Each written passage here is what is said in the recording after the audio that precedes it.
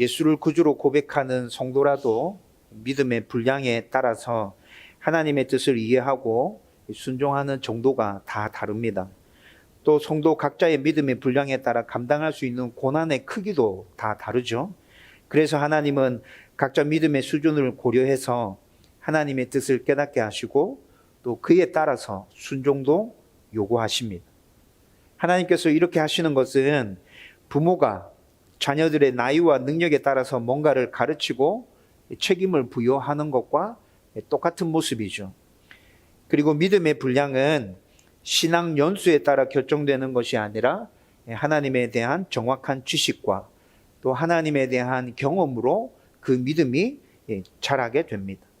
신앙 생활의 연수가 짧아도 성경을 깊이 묵상하고 늘 읽고 가까이 하면서 기도하는 가운데 순종하며 하나님을 경험하는 성도라면 짧은 신앙의 연수라도 그의 믿음은 굉장히 빠른 속도로 쑥쑥 자라고 있을 것입니다. 그리고 또 여기서 한 걸음 더 나아가서 믿음이 자라고 온전해진 만큼 예수님은 각자의 십자가를 지고 나를 따라오라고 그렇게 말씀하고 계시죠. 보통 우리는 이렇게 하나님의 말씀에 순종하고 열심히 신앙생활하고 믿음도 자라고 하나님의 뜻에 합한 모습으로 잘 살아가면 하나님이 나에게 복 주시고 은혜 주실 거야. 보통 이렇게 생각하잖아요. 그런데 예수님은 복과 은혜에 대해서 말씀해 주시면서 동시에 자기의 십자가를 지고 나와 함께 고난을 받자라고 고난으로 우리를 초청하고 계시거든요. 어떻게 생각해 보면 참 받아들이기 껄끄럽고 또 한편에서는 이해되지 않고 왜 은혜와 복이 아니라 당신이 당하는 그 고난 가운데로 우리를 초청하고 계시는 걸까? 이런 의문이 생기기도 합니다. 오늘 방금 읽었던 이 본문의 말씀으로 저와 여러분들이 이에 대해서 함께 말씀을 한번 생각해 보고 나누어 보고자 합니다. 예수님은 오늘 우리가 읽었던 본문 말씀에 예수님은 아주 의도적으로 제자들을 여러 우상의 신전들이 밀집해 있는 가이사랴 빌립보 지역으로 데려가고 있다는 생각을 하게 됩니다. 여러분, 학자들이 이렇게 얘기하는 게 아니라 어떤 학자들이 이렇게 얘기하는 사람이 있기도 하지만 제가 이 말씀을 묵상하면서 생각한 것들이었어요. 제가 왜 이렇게 생각하냐면 여러분, 우리가 읽은 말씀은 8장 27절부터죠. 근데 8장 22절 말씀에 보면 8장 22절 말씀에 보면 예수님은 지금 베세다의 지역에 있습니다. 베세다 지역에서 사역을 하시다가 가이사랴 빌립보 지역으로 이동해 가시죠. 여러분, 여기서 여기까지 가는 거리는 한 40km 정도 됩니다. 8장 22절에 베세다, 그 다음에 오늘 우리가 읽었던 8장 27절에 가이사랴 빌립보. 예수님이 이렇게 이동하셨죠. 가이사랴 빌립보는 홀몬산 기슭에 있는 동네입니다. 그런데 여기서 우리가 읽었던 본문의 사건이 있고 난 다음에 예수님은 나사렛 옆에 다볼산이라고 있습니다. 흔히 우리가 변화산이라고 하는 산인데 여기서 또 이쪽으로 이동해서 옮겨오십니다. 가이사랴 빌립보에 가신 후에 9장에 보면 엿새 후에 다볼산의 사건이 시작되고 있거든요. 그런데 그 엿새 동안 예수님께서 가이사랴 빌립보에서 구체적으로 어떤 일을 하셨는지 기록이 없어요. 학자들이 추측하기로는 지금 예수님께서는 여러 마을로 다니시면서 복음을 전파하고 계신 중입니다. 그래서 가이사랴 빌립보에 가신 예수님이 다른 마을에 다니면서 복음을 전파했던 것처럼 여기에 들리셔서 오늘 우리가 읽었던 본문의 사건을 기록하고 난 이후에 그 다음에 기록되지 않은 닷새 정도의 기간 동안 마을로 다니면서 복음 전파하는 일을 하셨을 거야. 학자들은 이렇게 추측하는 거죠. 그리고 난 다음에 여기에서 다볼산까지는 한 60km 정도 거리가 됩니다. 이렇게 옮겨오는 거죠.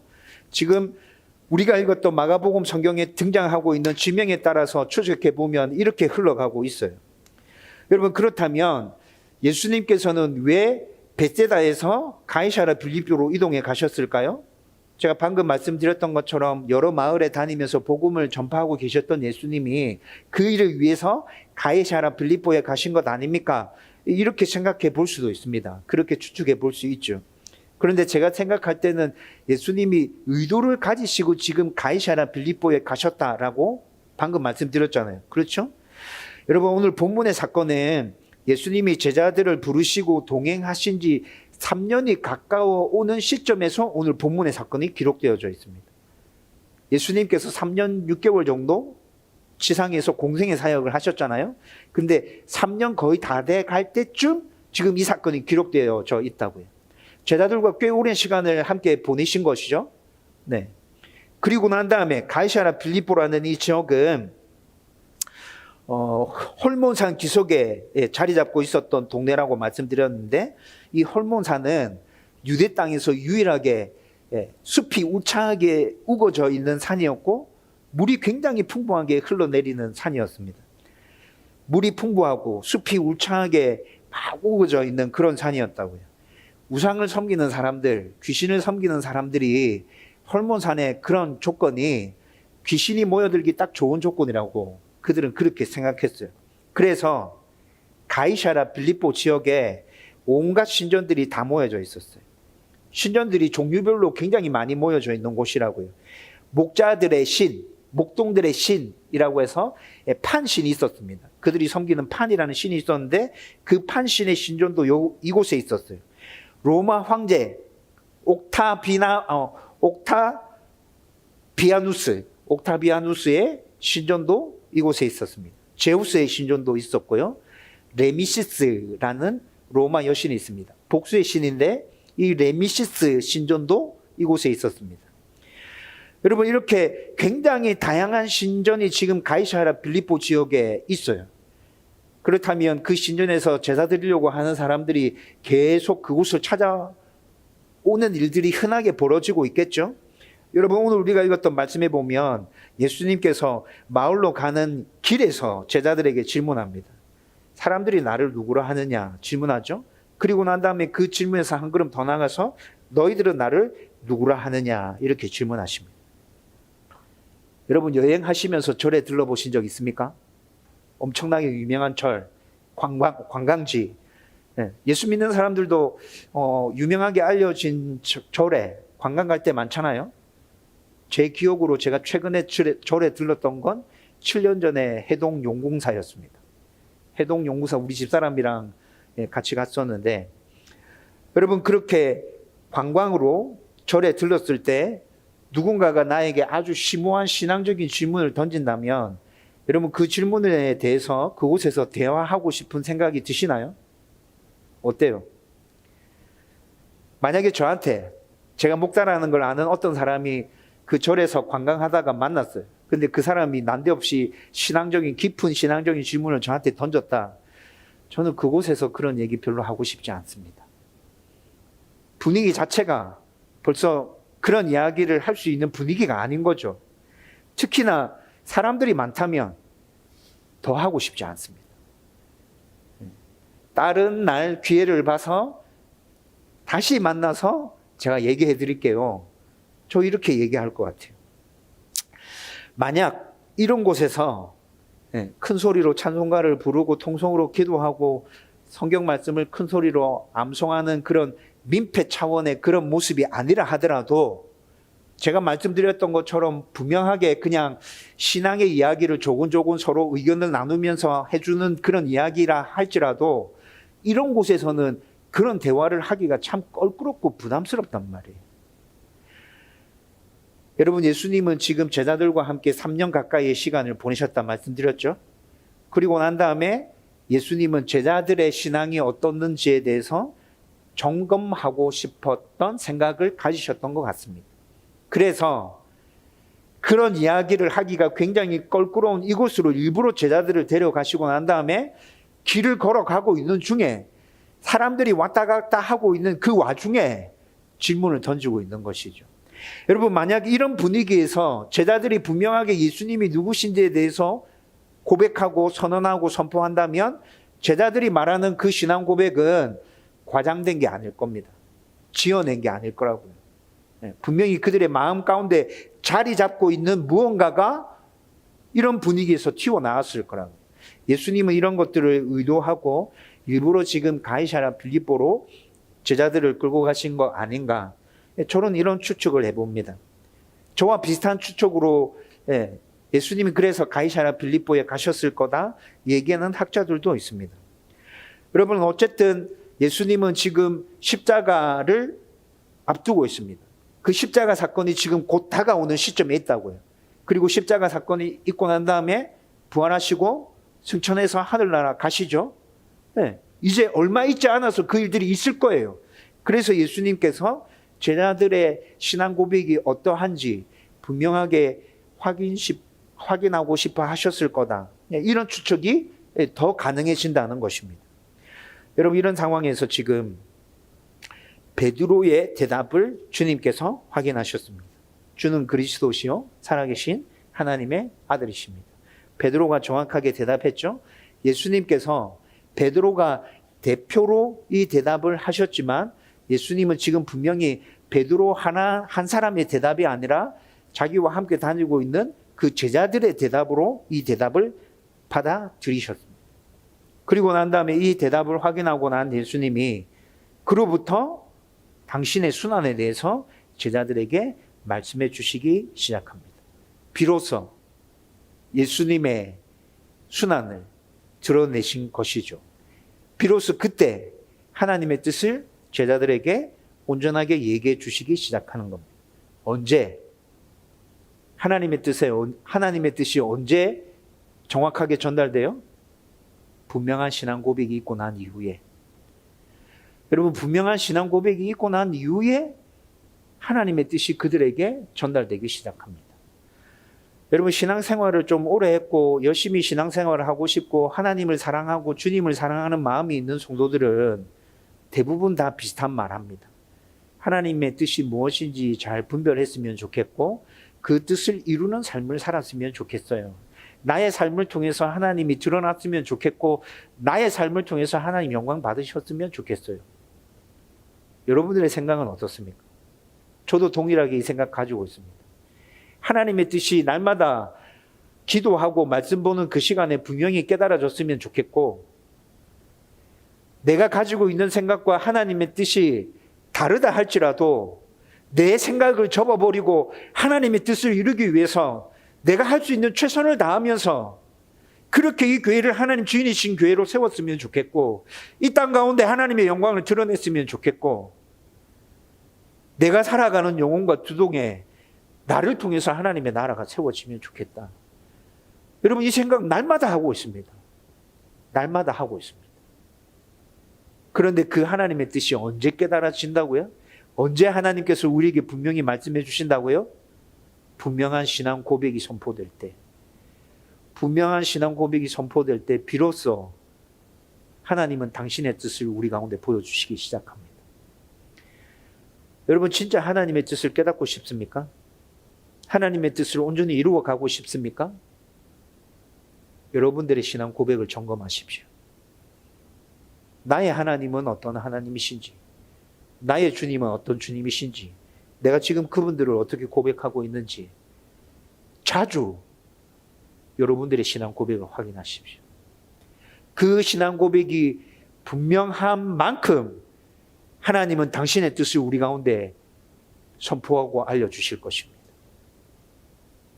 그 하나님의 뜻이 깨달아지는 만큼 우리는 또 순종함으로 그 뜻을 이루어 갈 수 있겠죠.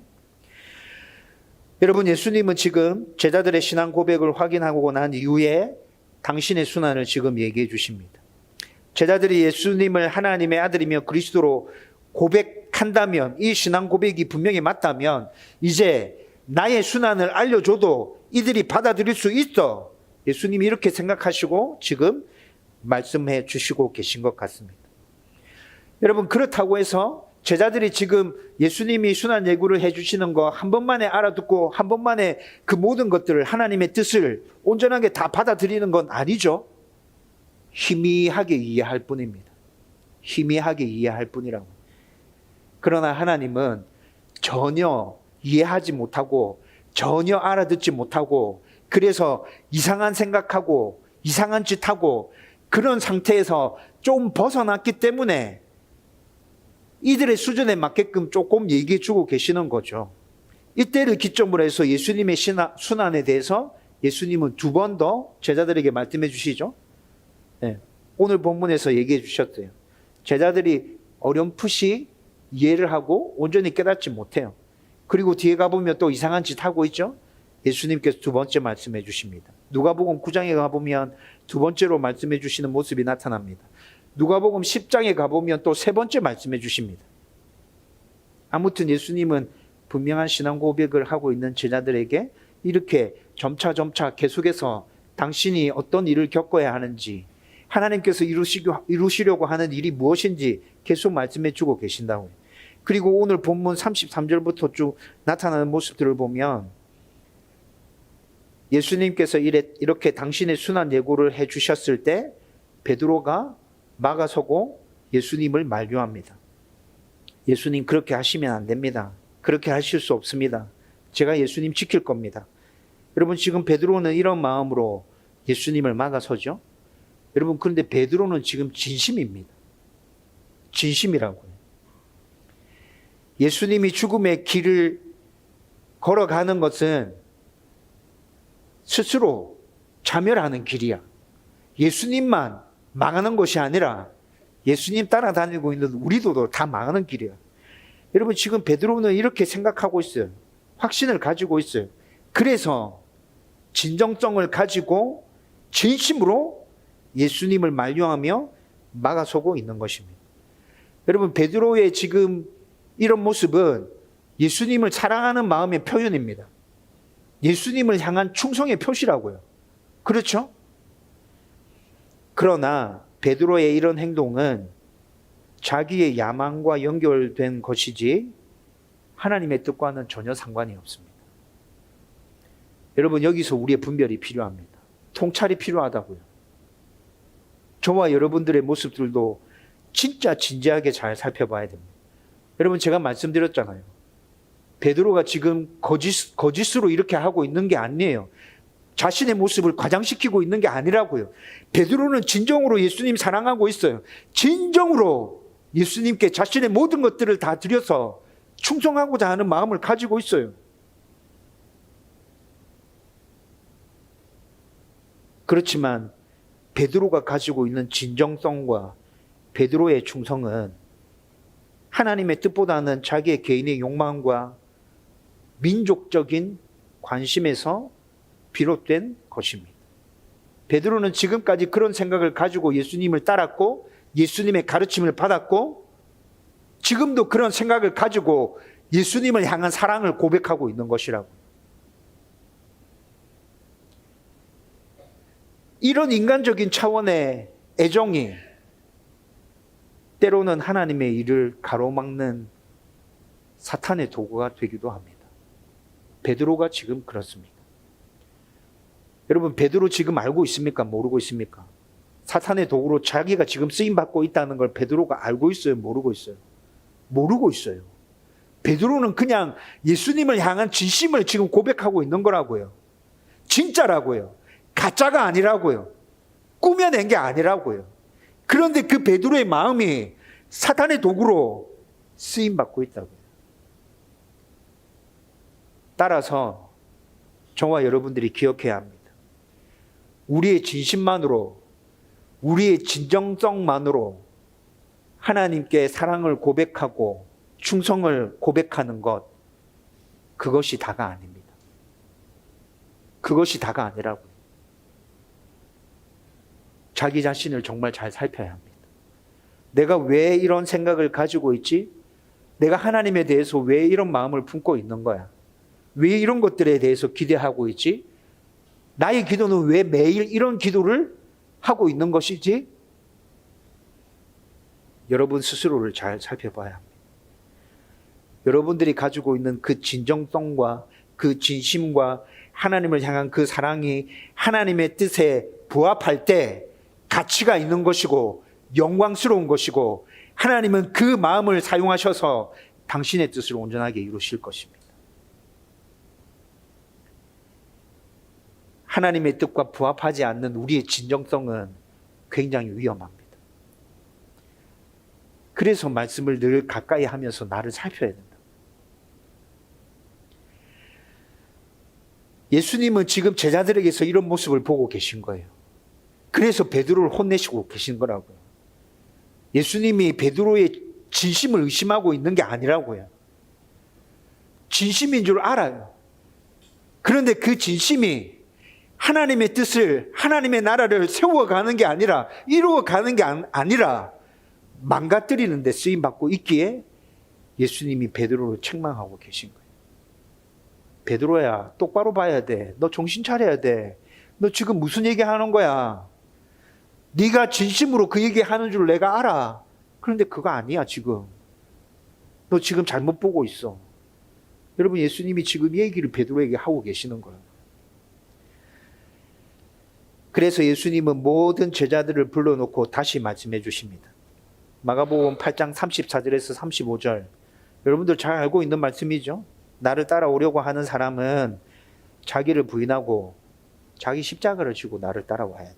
누구든지 제 목숨을 구하고자 하는 사람은 잃게 되고, 누구든지 나와 복음을 위해서 제 목숨을 버리고자 하는 사람은 그 목숨을 구하게 될 거야. 여러분, 예수님이 지금 제자들에게 이 얘기 다시 해줍니다. 제자들이 기대했던 그리스도는 어떤 그리스도입니까? 다윗의 나라를 회복시켜주는 그리스도를 기대하고 있습니다. 순환당하는 그리스도가 아니었어요. 제자들이 기대하고 있는 그리스도는 순환당하는 그리스도가 아니라고요. 다윗이 통치했던 그 영광 찬란한 나라를 회복시켜주는 그리스도를 이들이 기대하고 소망하고 있는 거라고요. 종교와 정치 권력 앞에 힘없이 무릎 꿇는 그리스도, 그 그리스도는 제자들에게 지금 필요 없습니다. 예수님, 우리는 그런 그리스도를 원하는 게 아닙니다. 예수님에게서 그런 모습을 보고 우리가 예수님을 따르고 있는 게 아니에요. 예수님의 강한 힘을 보고 우리가 예수님을 따르고 있는 거라고요. 여러분, 지금 제자들의 고백은 이것입니다. 제자들의 생각이 이랬기 때문에, 베드로의 생각이 이랬기 때문에 십자가 순환을 얘기하실 때 십자가의 길을 막고 붙들고 있는 거죠. 절대 그러실 수 없습니다. 여러분, 그런데 말씀드렸잖아요. 베드로가 이렇게 하는 게 베드로의 진심이었다고.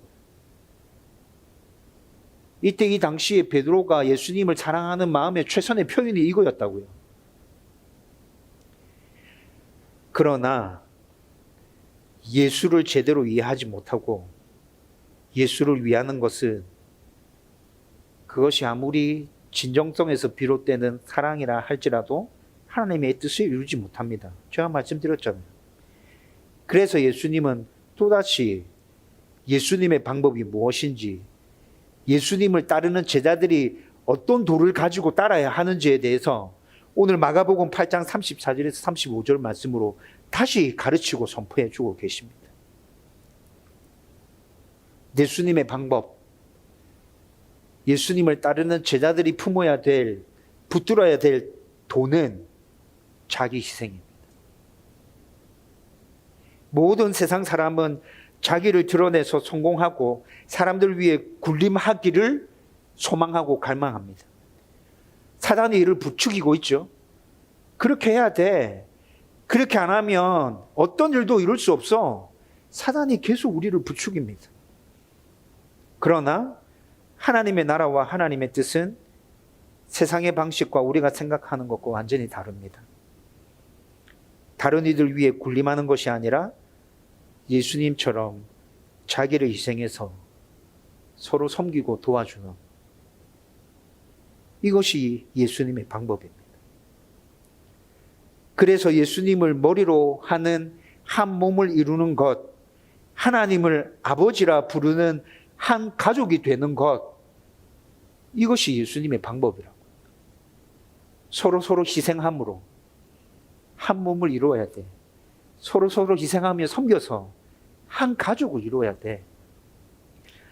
예수님이 이 방법을, 이 제자도를 지금 제자들에게 다시 말씀해 주고 있는 것이죠. 성경은 여러 인물과 사건을 통해서 이를 계속 말씀해 줍니다. 세상의 방법은 그것이 아니지만 나의 방법은 이거야. 내 방법은 이거야.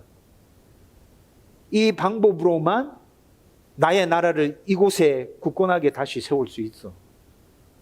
니네들이 이 제자들을 붙들고 따를 때 진정한 나의 제자가 될 수 있어. 성경은 계속해서 우리 가운데 말씀해 주고 있죠. 그런데 우리는 그 말씀에 귀를 잘 기울이지 않습니다.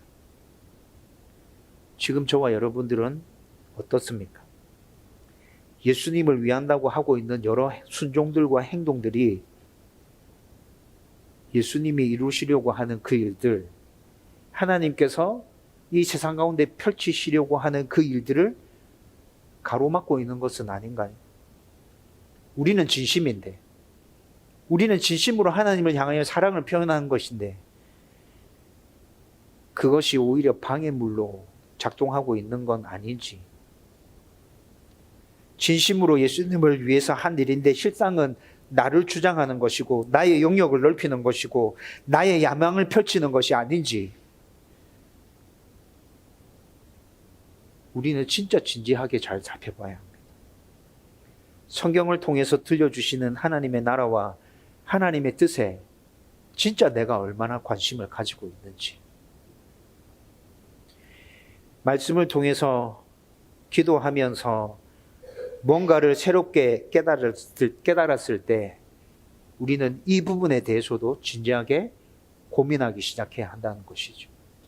그냥 예전에 알지 못했던 새로운 것이 뭔가 깨달아졌다고 해서 그냥 기뻐하고 즐거워하고 이렇게 하는 것이 하나님의 나라를 이 땅 가운데 세우는 것이구나. 나를 통해서 하나님께서 지금 뭔가를 일하시려고 하시는구나. 여러분, 이렇게만 생각하고 성급하게 발걸음을 내딛다 보면 베드로와 같은 실수를 우리는 범할 수 있게 된다고요. 분명한 믿음의 고백이 선포될 때, 그리고 나의 열심이 하나님의 뜻과 일치되어서 하나님이 행하시려고 하는 그 일들을 해갈 때, 그때 비로소 하나님은 당신의 뜻을 우리 가운데 점점 분명하게 보여주시고 말씀해 주실 것입니다. 그리고 그 뜻을 이루어갈 때 우리가 품어야 될 마음, 우리가 품어야 될 예수님의 방법, 우리가 품어야 될 예수님의 제자도는 자기 희생, 나를 희생하는 것, 다른 사람 위에 군림하는 거 아니고 섬김이야.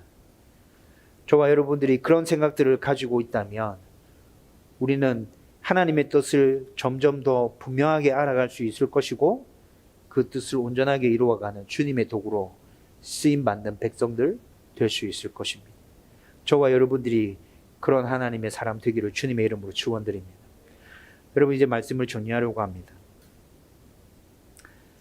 예수님은 분명하게 마태복음 11장 28절에서 30절 말씀에서 수고하고 무거운 짐진 자들아 다 내게로 오라, 내가 너희를 쉬게 하리라 말씀합니다.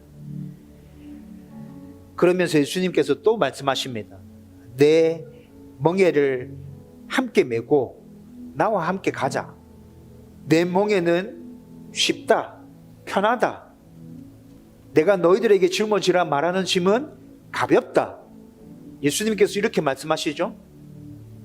네, 예수님께서 그렇게 말씀하고 계십니다. 그런데 예수님의 말씀은 분명한 사실입니다. 저와 여러분들이 예수님을 진정으로 따르고 예수님을 온전하게 붙들고 쫓아가면 예수님과 함께 매는 멍에는 가볍습니다. 편합니다. 무겁지 않습니다. 고통스럽지 않습니다. 멍에를 메고 있고 짐을 지고 있음에도 불구하고 평안을 누릴 수 있고 참된 쉼을 누릴 수 있게 될 겁니다. 그런데 그 가벼운 짐과 편한 멍에가 자주 무겁게 느껴질 때가 있습니다. 우리가 예수님을 주로 고백하지 않는 게 아니잖아요. 성도로 살아가기 위해서 열심히 애쓰고 몸부림치고 있잖아요. 잘 못할 때도 물론 있죠. 근데 노력하고 있지 않습니까? 그렇게 노력하고 있는데 예수님이 지금 가볍다고 하는데, 평안을 누릴 수 있다 하는데, 쉽다고 얘기하는데, 목사님 저는 그렇지 않은데 무거울 때 정말 많아요. 힘들어요. 진짜 힘들어요. 이렇게 말하는 분들 계실 겁니다. 여러분 왜 그렇습니까?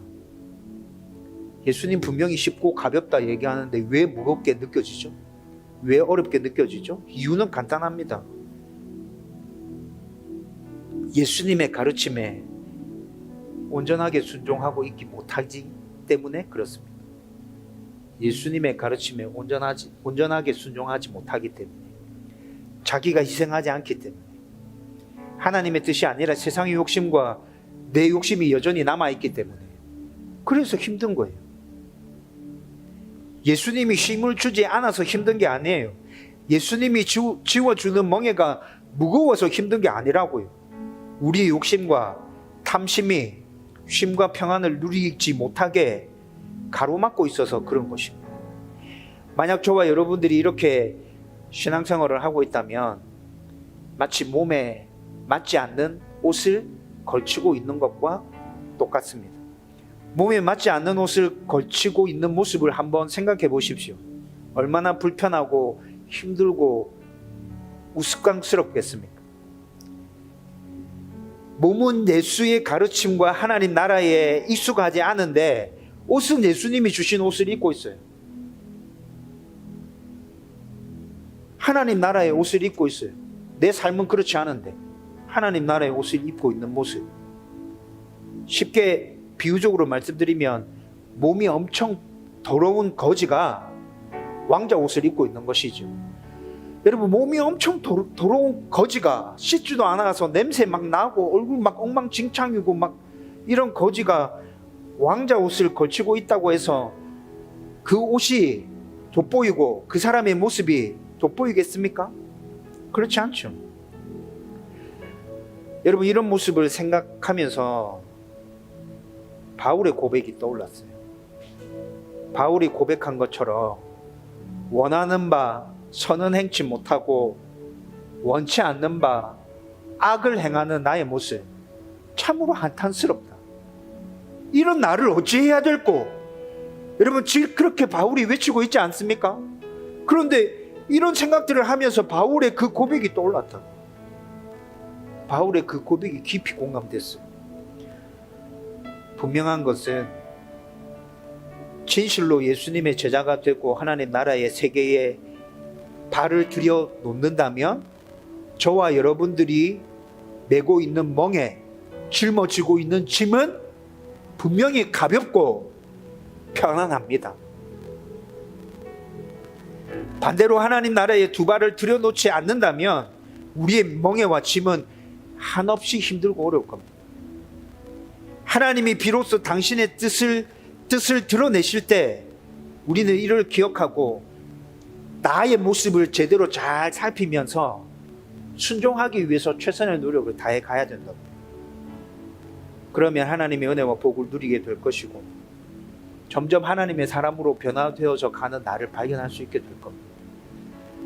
여러분, 저와 여러분에게 이 땅에서 신앙생활 하는 동안에 이 은혜가 풍성히 임하기를 주님의 이름으로 축원드립니다. 아멘.